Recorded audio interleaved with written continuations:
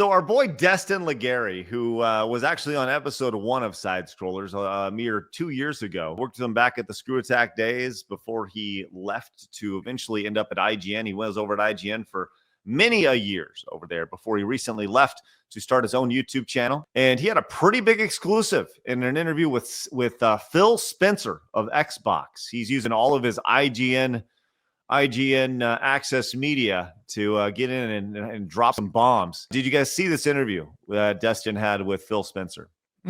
No. Interesting.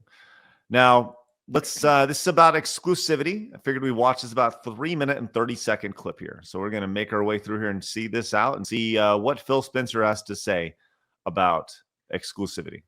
Indiana Jones has an exclusivity window, to be fair. Can you solidify that Starfield's staying put for the time being?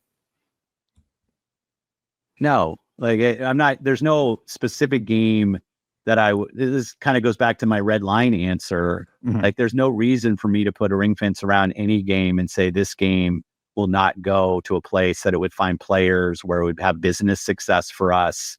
What we find is we're able to drive a better business that allows us to invest in great game lineup like you saw. And that's our strategy, right? Our strategy is to allow our games to be available. Game Pass is an important component of playing the games on our platform.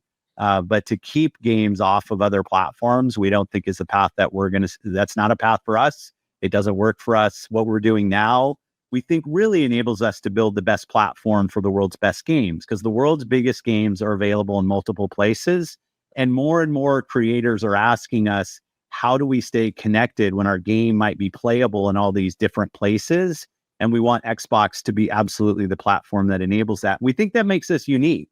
Most of the other platforms out there are single platform on single device, whether that's PC, whether it's mobile, whether it's a console. And we want Xbox to be a platform that enables creators across any screen that people want to play on. Xbox sounds like they're getting out of the exclusivity game. Stupid. Think so? Yeah, I think there's two things that destroyed gaming in one way or another, in like major ways over the past decade or so, past 20 years. One was the race to have the best graphics. The other was abandoning console exclusivity. Console exclusivity, and people will fight me on this, but I think it really helped drive innovation, because each of these platforms had something that was unique or an IP that that people loved, and it drove them to create good games. I want to keep coming back to this franchise or keep coming back to this game. And because of that, and alongside of that, you need to innovate on your actual console and on your brand. Now it's just, well, I can get this anywhere, so there's no point. I just got to make sure it plays decently well across all of them. I don't believe that it's really driving player numbers up all that much. I loved back in the day when I could only get a game on this one, and I would just stick with it because it was another form of what's the word? Brand, just an identity. Yeah. Brand identity and like brand retention. I can't think of the exact term I want, Sure. but just a relationship with the brand. Yeah. Yeah.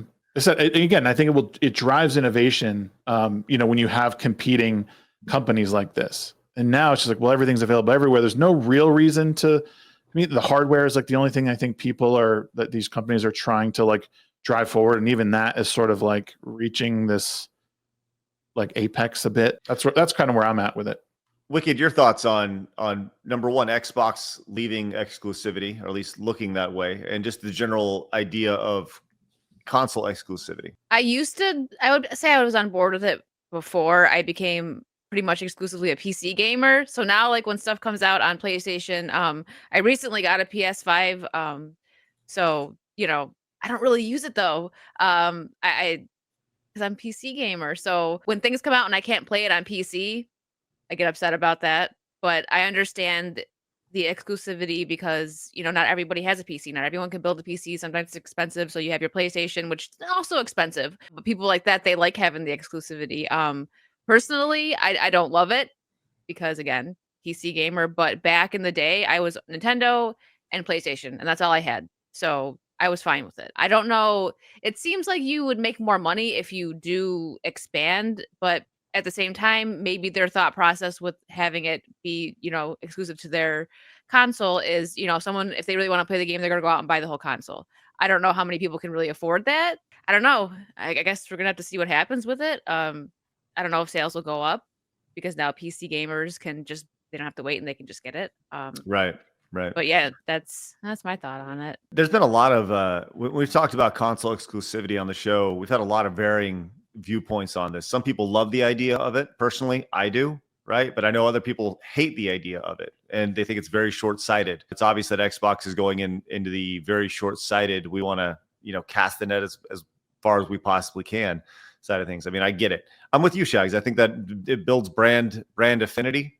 It allows you to go in and feel good about when you buy a Nintendo console or a Sony console, you're going to be able to get these exact games and you can't get them anywhere else, right? I go back to the 90s where they'd say, or even the early 2000s, only on Xbox. Yep. You could only get this on PlayStation, or you can only get this on Nintendo or Super Nintendo. You can't see this on Genesis, right? And that creates a brand affinity, which I think is a very big part of the process of gaming in general. And I think that Xbox they need to tread lightly with this strategy, because I think they're just going to become a developer at a certain point, which is crazy to think about, because they're going to get lost in the shuffle. They're just going to become this, it goes back to the old saying that if you try to be something for everybody, you're something for nobody. Wonder if that's the case, what's going to be happening here with Microsoft here. Or maybe they sell hundreds of millions of copies of their games and they say, fuck you, Craig, which is a big possibility. So. I mean, it's a fair point that Nintendo definitely solidified their brand, because you can't get Nintendo on PC. I have a Switch. I will eventually get the Switch too. So that's one console that I will always be purchasing. So, I mean, that's a good point if you look at it that way. Yeah, I mean, it works, and Nintendo continues to prove that. There's no doubt that being in multiple areas and markets or whatever is good. I mean, Xbox Game Pass, as much as people want to trash it, I still use it to demo games. I have just PC Game Pass right now, and then I think I just have whatever the lowest tier is for my kids to play on. But I'll just boot up a game that I want to try out, and if I don't like it, I'll uninstall it. That way I don't have to spend the 30, 40, 50 bucks on it, or more to play it. But again, there's a downside to it all, and I think Microsoft has just gotten so far away from, dare I say, what made them great in the first place. And I